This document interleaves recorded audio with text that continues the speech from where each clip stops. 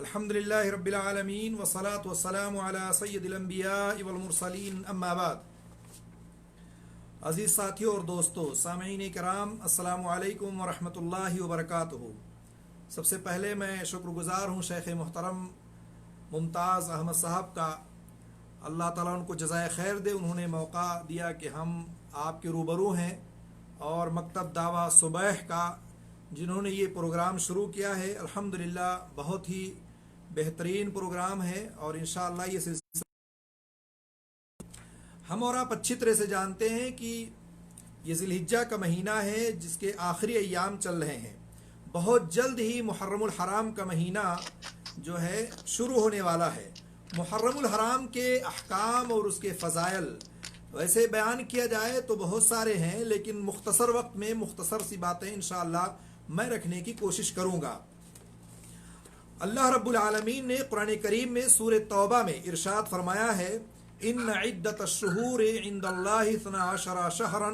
فی کتاب اللہ یوم خلق السماوات والارض منها 4 حرم ذلك الدین القیم فلا تظلموا فیہن انفسکم۔ اللہ تعالیٰ نے صاف طور پر فرمایا کہ مہینوں کی گنتی اللہ کے نزدیک کتاب اللہ میں 12 کی ہے، یعنی 12 شہر 12 مہینے ہیں اللہ رب العالمین نے جس کا ذکر قرآن کریم میں کر دیا ہے، اور اسی دن سے ہے یہ جب سے آسمان اور زمین پیدا کیا ہے۔ یہ کوئی نئی بات نہیں ہے، نئی چیز نہیں ہے کہ کسی نے اس کو جو ہے نئے سرے سے مہینوں کو بنایا ہے، 12 مہینے بنائے۔ اللہ تعالیٰ نے اس کو فی کتاب اللہ یوم خلق السماوات والارض، اللہ تعالیٰ یہ زندگی کے ایام کو چلانے کے لیے اور ہماری زندگی کو اللہ رب العالمین نے اور زیادہ اچھے ڈھنگ سے گزارنے کے لیے ایام، یہ مہینے، یہ دن، یہ ساری چیز اللہ تعالیٰ نے بنائی ہے، اور اسی میں سے یہ 12 مہینے اللہ نے کہا کہ منہا 4 حرم، ان 12 مہینوں میں اللہ نے کہا 4 حرمت والے مہینے ہیں۔ حرمت والے مہینے آپ اس سے پہلے کئی بار سن چکے ہوں گے، ذی القعدہ، ذی الحجہ اور محرم، یہ تینوں مہینے لگاتار ہیں، اور ایک رجب کا مہینہ پہلے آتا ہے، تو یہ 4 مہینے حرمت والے ہیں، اور اللہ نے کہا یہی مہینوں میں اپنی جانوں پر ظلم نہ کرو۔ یہ 4 حرمت والے مہینوں میں ایک آخری مہینہ جو اس وقت چل رہا ہے، یعنی چاروں کا اگر آپ ترتیب رجب سے لیتے ہیں تو محرم آخری ہے، اور اگر محرم کے مہینے سے آپ شروع کرتے ہیں تو پہلا مہینہ محرم کا ہے، یعنی 1441 ہجری ختم ہو گیا جب، تو 1442 ہجری میں جب ہم داخل ہوں گے تو محرم اور الحرام کا پہلا مہینہ ہوگا جو حرمت والا مہینہ ہوگا۔ یہ اللہ رب العالمین نے اسی وقت سے اس چیز کو بنایا جب سے آسمان و زمین کو پیدا کیا ہے۔ ایک دوسری حدیث صحیح بخاری کی ہے اس تعلق سے، جس کو بھی جان لیں، اس کے بعد بات کو آگے۔ اللہ کے رسول صلی اللہ علیہ وسلم نے فرمایا ہے کہ زمانہ گھوم گھما کر پھر اسی حالت پر آ گیا ہے جس حالت پر اس وقت تھا جب اللہ نے آسمان اور زمین کی تخلیق فرمائی تھی۔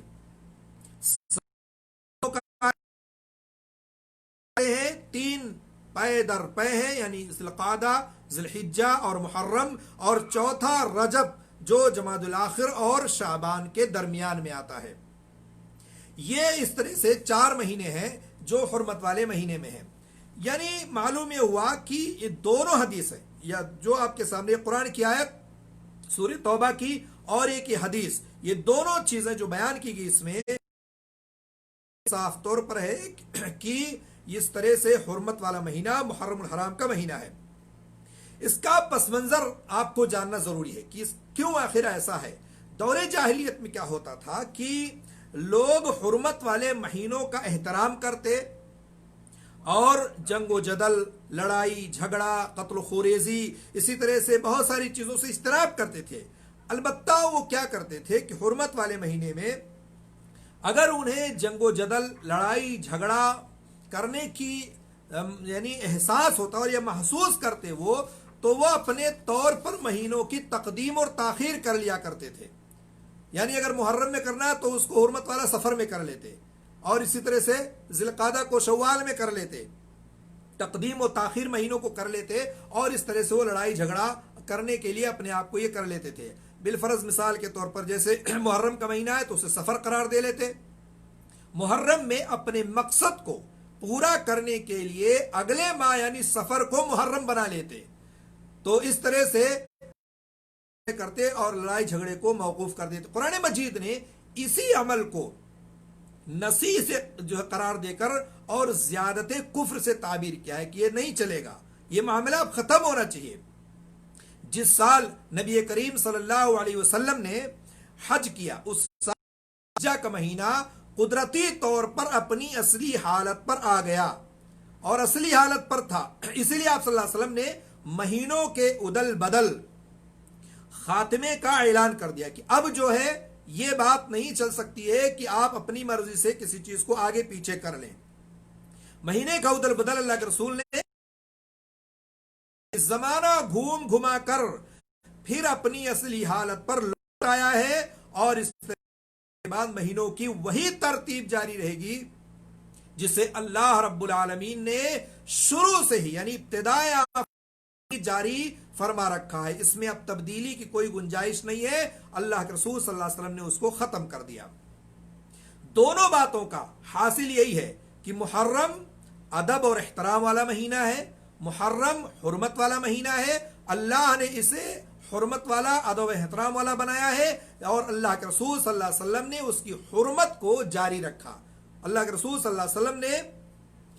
حرمت کو جاری رکھتے ہوئے عرب کے جاہل بھی جو اس قدر اس کا احترام کرتے تھے، احترام کے منافی کسی عمل کے جواز کو کم از کم اتنا حیلہ ضرور اختیار کر لیتے تھے کہ ایک مہینے کو دوسرے مہینے کی طرف منتقل کر دیتے تھے، لیکن پھر بھی احترام کرتے تھے۔ لیکن اللہ کے رسول صلی اللہ علیہ وسلم نے ختم کر دیا، کہا اس میں کوئی گنجائش نہیں ہے کہ آپ آگے پیچھے اس کو کریں۔ حجۃ الوداع کے موقع پر اللہ کے رسول صلی اللہ علیہ وسلم کے اس فرمان سے یہ بات واضح ہو کہ ماہ محرم کی عظمت اور حرمت کا حضرت حسین رضی اللہ تعالیٰ عنہ کے واقعے سے کوئی تعلق نہیں ہے۔ ہمارے معاشرے میں جہاں بہت سارے حضرات، بہت سارے لوگ یہ سمجھتے ہیں محرم الحرام کا مہینہ،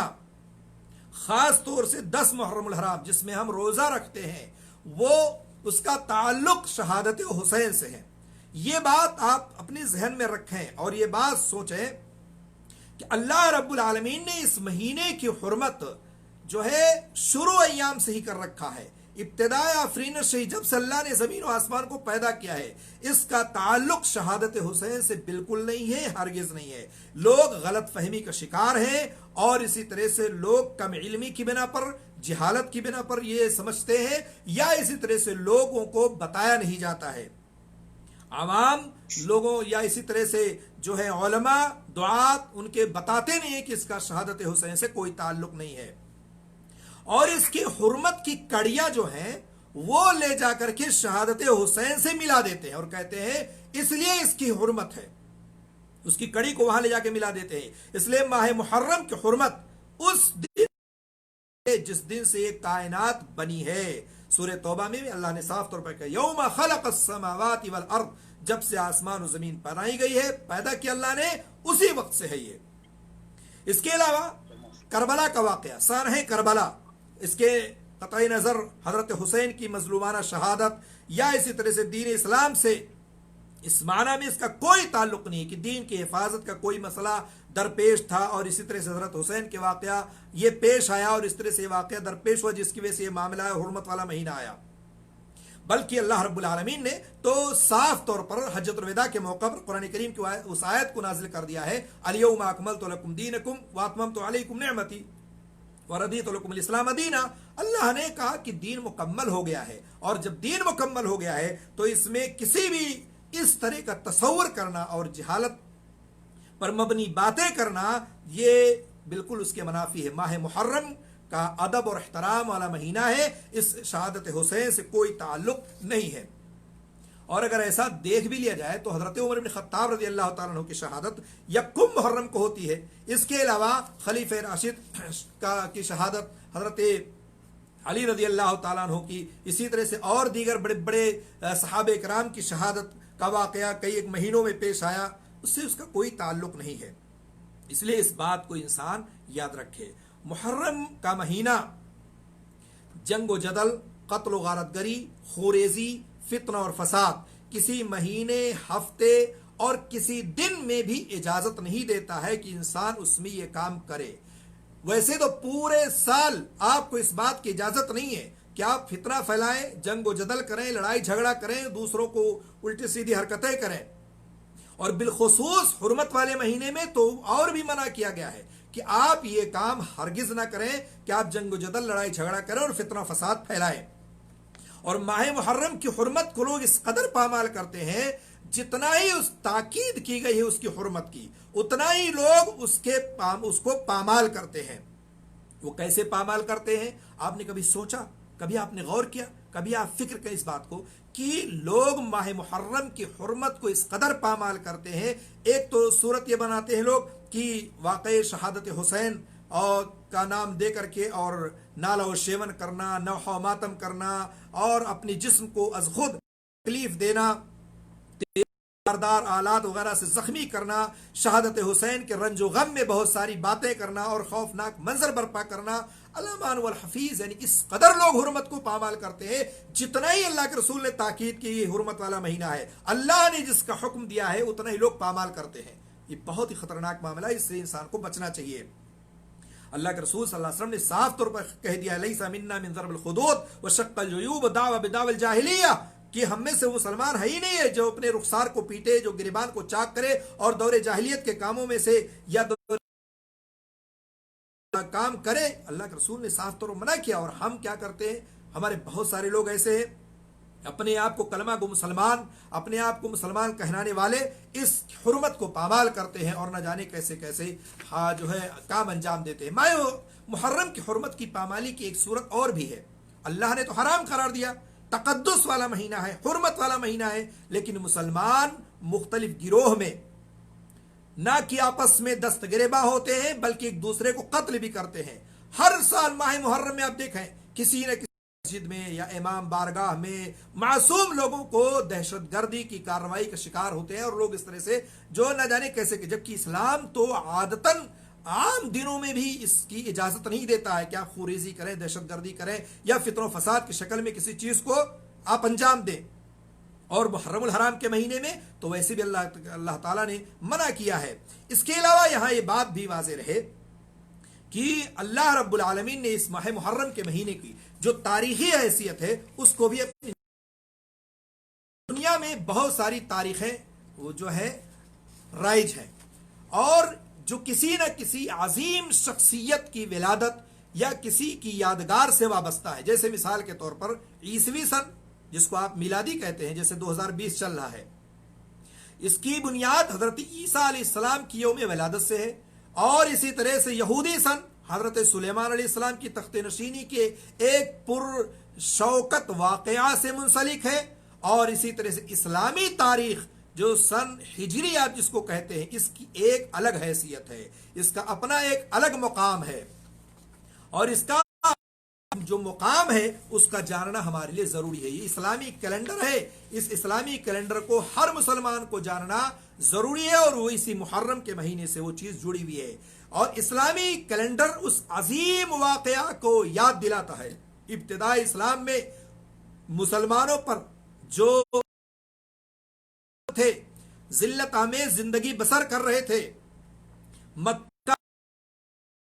تھے، اور ان کو زندگی گزارنے اور بسرنے کے لیے اتنا مختلف مراحل سے گزر رہے تھے، تو اچانک اللہ رب العالمین کی جو رحمت ہے وہ جوش میں آتی ہے، اور کمزور اور ناتواں لوگوں کو سہارا اللہ رب العالمین دیتا ہے، اور اس کے بعد یثرب کی طرف، مدینہ کی طرف اللہ کے رسول صلی اللہ علیہ وسلم کے بعد صحابہ کرام کو، اور اس کے بعد اللہ کے رسول صلی اللہ علیہ وسلم کو جو ہے ہجرت کرنے کا اللہ تعالیٰ نے دے دیا، اور اس طرح سے ہجرت کر کے مدینہ چلے گئے۔ آپ صلی اللہ علیہ وسلم اور آپ کے صدیق جن کو آپ یار غار کہتے ہیں، دونوں یثرب کی طرف، جس کا نام مدینہ کا پہلے نام مدینہ، چلے گئے۔ اس عظیم یادگار سے وابستہ اسلامی سال کی باقاعدہ اس وقت ہوئی جب حضرت موسیٰ علیہ السلام، حضرت ابو موسیٰ اشعری رضی اللہ تعالیٰ عنہ یمن کے گورنر تھے، اور 17 ہجری کی بات ہے جب حضرت عمر رضی اللہ تعالیٰ عنہ کا پیغام انہیں پہنچا، تو جب وہاں پہنچتا ہے تو اس میں کسی بھی طرح کی کوئی تاریخ، کوئی مہینہ یا اسی طرح سے کوئی اور چیز درج نہیں ہوتا ہے، تو یہ سمجھ میں بات نہیں آتی تھی کہ یہ جو خط آیا ہے، یہ جو لیٹر آیا ہے، یہ کب کا ہے، کس وقت کا ہے۔ تو حضرت عمر بن خطاب رضی اللہ کے سامنے جب یہ بات آئی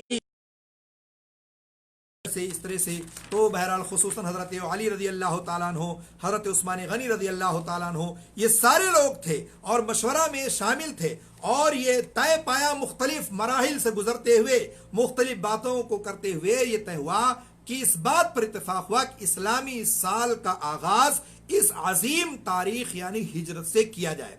چنانچہ ہوا یہی کہ واقع ہجرت سے منسلک اسلامی تاریخ کو جوڑ دیا گیا اور وہیں سے اس کا آغاز ہوا۔ اس کے بعد جو چاند طلوع ہوا وہ محرم کا تھا، اس لیے ماہ محرم اسلامی سال کا پہلا کیلنڈر قرار پایا۔ قرآن و سنت کی تمام دلیلوں سے یہ بات واضح ہو جاتی ہے کہ حرمت والا مہینہ یہ ہے جس کی تعظیم اور تقدیس اور احترام کرنا ہر مسلمان کے لیے ضروری ہے۔ اس کے علاوہ عاشورہ کا روزہ ہمارے سامنے ہے۔ عاشورہ کا روزہ ظاہر سی بات ہے، میں نے بھی پہلے کہا کہ لوگ اس روزے کو شہادت حسین سے جوڑ دیتے ہیں، جس کا اس کا تعلق نہیں ہے۔ عاشورہ کا روزہ کیوں رکھا جاتا ہے، اس کی تاریخی حیثیت کیا ہے، اس کو بھی مختصر جان لیں۔ عبداللہ بن عباس رضی اللہ تعالیٰ عنہ فرماتے ہیں کہ جب نبی کریم صلی اللہ علیہ وسلم مدینہ تشریف لائے تو یہودیوں کو دیکھا کہ یوم عاشورہ کا روزہ رکھ رہے ہیں، اور عاشورہ کا روزہ یہودی لوگ جب رکھ رہے ہیں تو اللہ کے رسول نے دریافت کیا، پوچھا کہ بھائی یہ دن ہے جس کا تم روزہ رکھتے ہو، اس کی وجہ کیا ہے، اور روزہ رکھنے کی وجہ اور سبب اللہ کے رسول صلی اللہ علیہ وسلم نے ان سے دریافت کیا۔ تو لوگوں نے کہا کہ اللہ تعالیٰ نے حضرت موسیٰ علیہ السلام اور ان کی قوم کو ظالم فرعون اور اس کے لشکریوں سے نجات دلائی تھی، چھٹکارا دلایا۔ حضرت موسیٰ نے شکرانے کے طور پر اس دن روزہ رکھا تھا، لہٰذا ہم بھی روزہ رکھتے ہیں۔ تب اللہ کے رسول صلی اللہ علیہ وسلم نے فرمایا، میں نبی ہونے کے ناطے حضرت موسیٰ علیہ السلام کا تم سے زیادہ حقدار ہوں۔ چنانچہ آپ صلی اللہ علیہ وسلم نے خود روزہ رکھا اور روزہ رکھنے کا حکم بھی دیا۔ صحیح بخاری و صحیح مسلم کی روایت ہے۔ تو روزے کا تعلق شہادت حسین سے نہیں ہے جیسا کہ بہت سارے بھائی ہمارے جوڑتے ہیں، یہاں روزے کا تعلق یا اس کی تاریخی حیثیت جو ہے، جو یہاں بیان کی گئی صحیح بخاری و صحیح مسلم میں، کہ اللہ کے رسول اس لیے روزہ رکھے کیونکہ حضرت موسیٰ علیہ السلام نے روزہ رکھا تھا، چونکہ اور یہودی بھی اسی لیے روزہ رکھا کرتے تھے۔ لیکن یہاں ایک چیز اور واضح میں کر دوں کہ رمضان کی روزے کی فرضیت سے پہلے محرم کا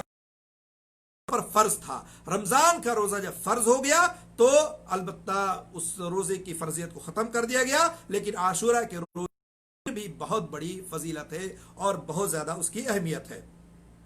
عاشورہ کا روزہ ہمارے سامنے جب آ جائے اور ہم پہنچ جائیں وہاں تک تو ہمیں رکھنا چاہیے۔ اللہ کے رسول صلی اللہ علیہ وسلم نے فرمایا، رمضان کے بعد سب سے افضل روزہ محرم کے مہینے کا روزہ ہے، اور فرض نمازوں میں سب سے افضل نماز رات کی نماز ہے۔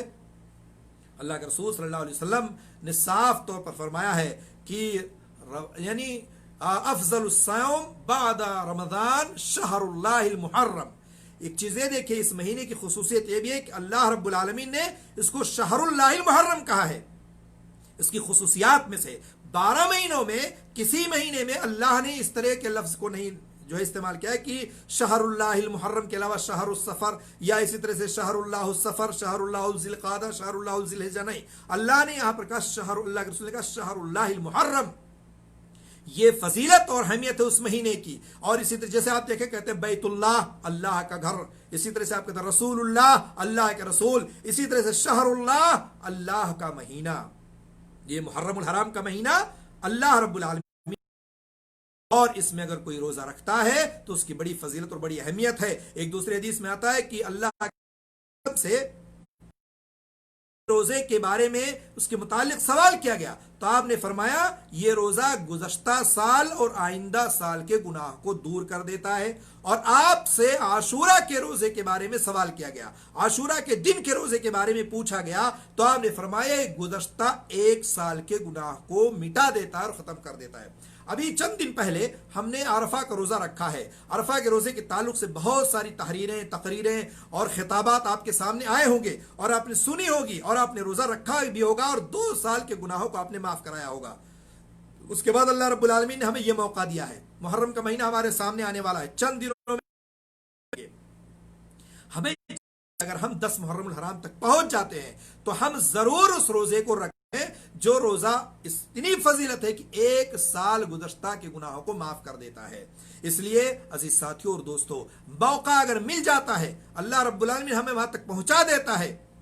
تو ہم ضرور بھی ضرور اس روزے کو رکھیں اور اس کو اپنے ہاتھ سے ضائع ہونے نہ دیں۔ اور یقیناً آج کل موسم بھی بہت اعتدال والا ہے اور بہت توازن اس وقت ہے، بہت زیادہ گرمی نہیں ہے، بہت زیادہ سردی نہیں ہے، مناسب وقت ہے، آپ بآسانی اس روزے کو رکھ سکتے ہیں۔ اللہ کے رسول کی بڑی اہمیت بیان فرمائی ہے۔ اللہ کے رسول نے فرمایا کہ یہ گزشتہ سال کے گناہوں کو دور کر دیتا ہے، اور آپ سے سوموار کے دن کے بارے میں پوچھا گیا تو آپ نے فرمایا اس دن میں پیدا ہوا، مجھ پر قرآن اتارا گیا۔ تو اس طرح سے اللہ کے رسول صلی اللہ علیہ وسلم نے یہ چیز بیان کر دی ہے۔ ایک روایت میں حضرت عبداللہ بن عباس رضی اللہ تعالیٰ عنہ بیان کرتے ہیں کہ میں آپ صلی اللہ علیہ وسلم کو عاشورہ کے دن اور اس رمضان کے مہینے اور کسی دن کو دوسرے دنوں سے افضل جان کر خاص طور سے قصدن یعنی قصد کر کے روزہ دیکھا۔ یعنی اللہ کے رسول رمضان کے بعد اس نیت دیتے تھے کہ اس ضرور رکھتے تھے اور اس کا بڑا اہتمام کرتے تھے۔ اس لیے ہمیں بھی چاہیے کہ عاشورہ کا روزہ ہم ضرور رکھیں۔ عاشورہ کب رکھا جائے گا؟ اس میں بڑے سارے جو ہے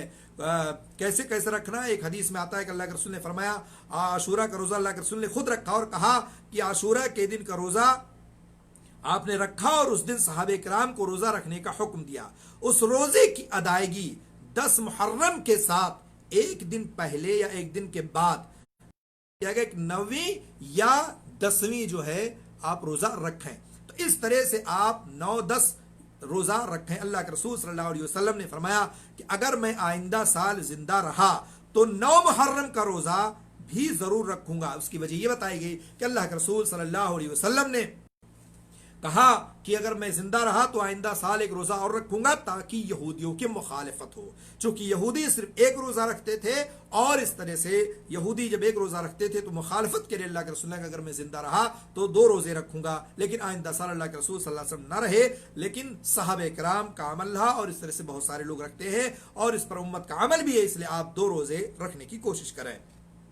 لیکن اگر کوئی صرف ایک ہی روزہ رکھ لیتا ہے، صرف محرم کا روزہ رکھ لیتا تب بھی کافی ہوگا، کوئی حرج کی بات اس میں نہیں ہے۔ اب آخر میں چلتے چلتے میں مختصراً آپ کے سامنے ماہ محرم کی چند ان بدعتوں کا ذکر کرتے ہوئے بات ختم کر دیتا ہوں۔ جتنی حرمت ہے اور جتنا اس کا اہتمام کرنے کو بتایا گیا، روزہ رکھنے کو بتایا گیا ہے، جتنی اس کی تقدیس کو جو ہے رکھنے کو کہا گیا، اتنا ہی لوگ اس مقدس مہینے کو پامال کرتے ہیں۔ نام نہاد مسلمان، اپنے آپ کو کلمہ کو مسلمان کہنے والے، اس تمام مشروع عمل کو بالائے طاق رکھ کر کے اس کی حرمت اور تعظیم اور تقدس کو جو ہے چاک کر دیتے ہیں، اور اس میں کسی بھی طرح کی انہوں نے کسر نہیں چھوڑی ہے۔ پہلی بات، شہادت حسین کا نام دے کر کے اس منسلک کر کے اس کو ساتھ ساتھ مختلف قسم کی بدعات و خرافات اور قبیح عادات کو انہوں نے فروغ دیا ہے، اور ایسے ایسے اعمال، ایسے ایسے افعال کو انہوں نے انجام دیا ہے اور اس میں مصروف ہو گئے کہ جن کا دور دور سے بھی اسلام سے کوئی رشتہ نہیں ہے۔ اور شہادت حسین کا جبکہ یہ مرحلہ سن 61 ہجری میں ہوا، اور ماہ محرم کی حرمت و اہمیت تخلیق کائنات سے ہے۔ اب بعض اہم بدعات جو ماہ محرم میں کی جاتی ہے اس کا سرسری طور پر آپ جائزہ لے لیں، میں آپ کو مختصراً بتاتے ہوئے چلتا ہوں۔ پہلی بات، جب ماہ محرم کا مہینہ آتا ہے اس کی آمد جیسی ہوتی ہے تو تعزیہ داری کرنی شروع ہو جاتی ہے۔ بانس کی لکڑیوں سے بنا کر کے تعزیہ تیار کیا جاتا ہے، شہنائیاں بجائی جاتی ہیں، سارنگیاں بجتی ہیں، آوازیں بلند ہوتی ہیں، یا علی یا حسین کے نعرے لگتے ہیں، آگ جلائے جاتے ہیں، چاول کا جو ہے پرساد چڑھایا جاتا ہے، تعزیہ کے سامنے سجدے ہوتے ہیں، نوحہ ہوتا ہے، ماتم ہوتا ہے، گھوڑوں کے نیچے سے عورتوں اور بچوں کو گزارا جاتا ہے، قبر حسین تعمیر کر کے اس کے سامنے جھکا جاتا ہے، مرادیں مانگی جاتی ہیں، اولاد طلب کیا جاتا ہے، منت و سماجت کرنا عام ہوتا ہے۔ یہ صورتحال ہے جو کہ کلہ شرک ہے۔ اللہ رب العالمین نے صاف طور پر کہا ہے، قال اتعبدون ما تنحتون واللہ خلقکم وما تعملون۔ سورہ توبہ میں اللہ نے کہا، آپ نے فرمایا تم انہیں پوچھتے ہو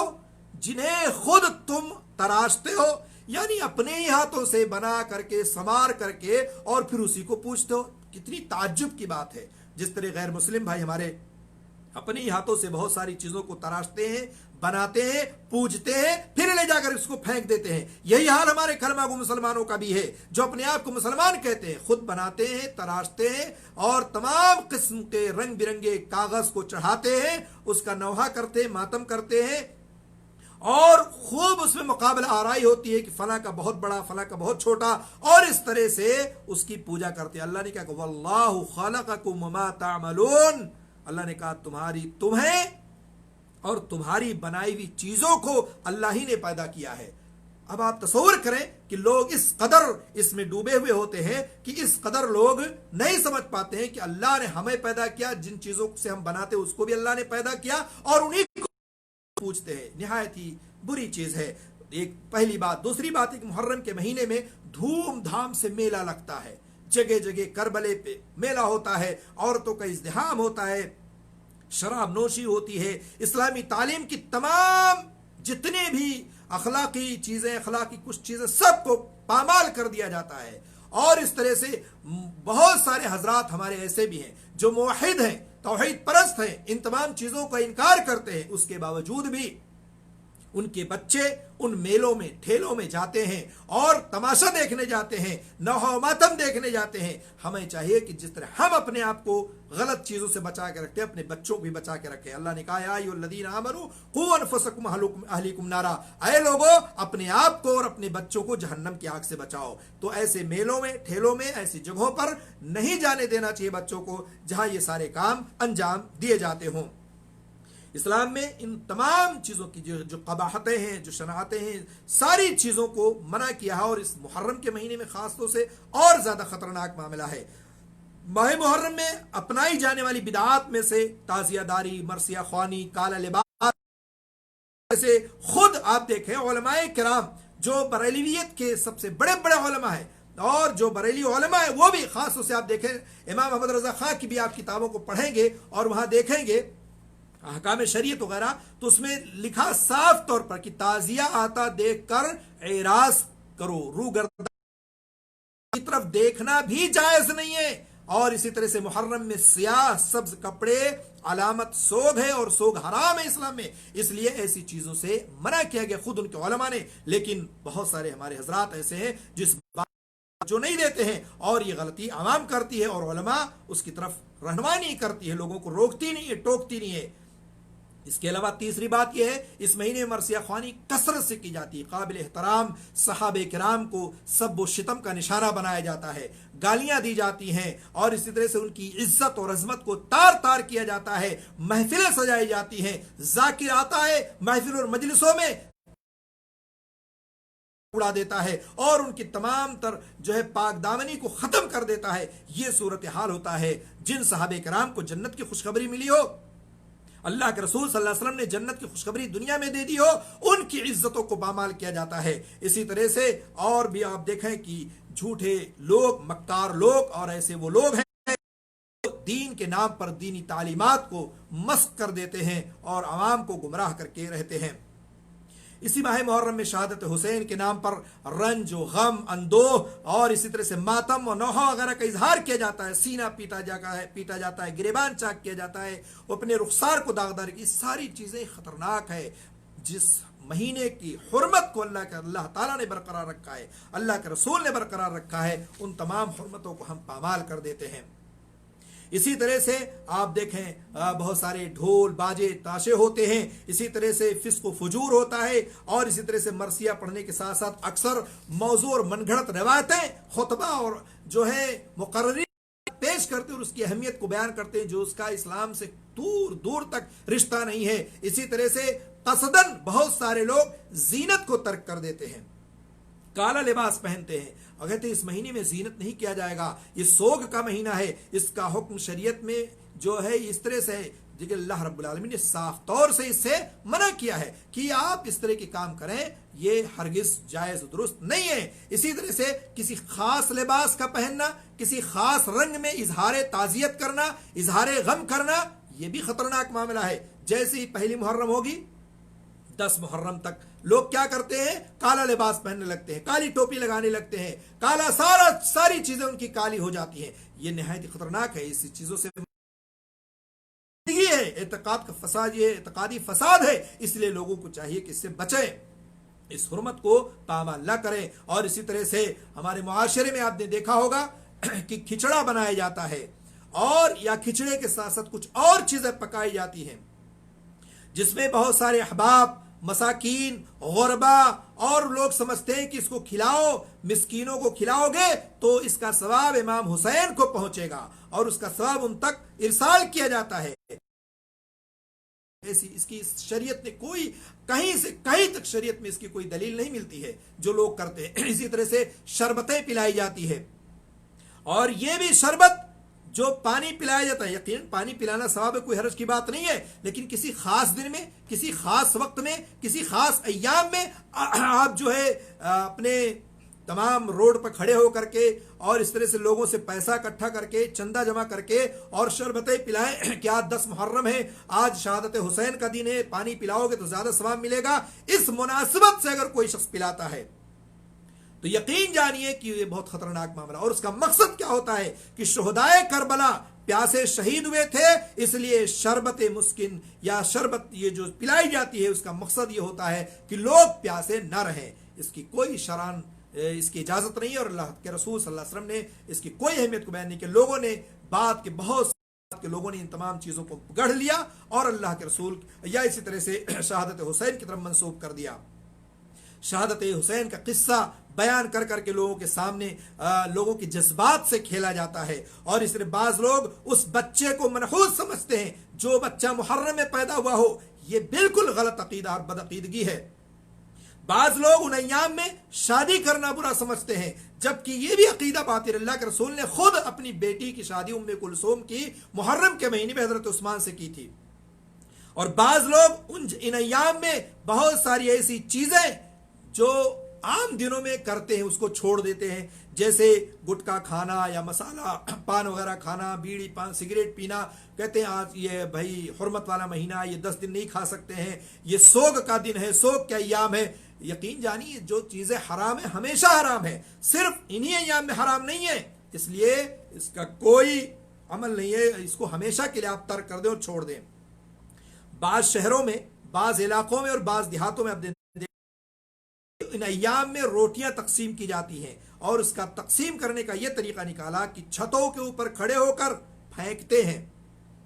جس سے کچھ تو لوگوں کے ہاتھوں میں آ جاتی ہے اور اکثر و بیشتر زمین پہ گر جاتی ہے اور روت جاتی ہے، جس سے رزق کی بے ادبی ہوتی ہے. اس طرح کی بہت ساری بے حرمتی ہے. کل ملا کر کے خلاصے کلام اگر آپ دیکھیں گے تو اس مہینے میں، ماہ محرم کے مہینے میں آپ روزہ رکھیں، اس کے علاوہ کوئی اور کام آپ کو نہیں کرنا ہے. نہ کالے کپڑا پہننا ہے، نہ اس طرح سوگ منانا ہے، نہ تعزیہ داری کرنا ہے، نہ نوحہ ماتم کرنا ہے، نہ میلہ ٹھیلا میں جانا ہے، نہ اسی طرح سے آپ کو کوئی ایسی بدعقیدگی والا عمل کرنا ہے جس کا شریعت سے کوئی تعلق نہیں ہے. ساری چیزوں کو آپ کو ترک کرنا اور چھوڑنا ہے. صرف جب 9 محرم الحرام آئے تو 9 کو آپ روزہ رکھ لیں، 10 محرم الحرام آئے تو 10 کو روزہ رکھ لیں.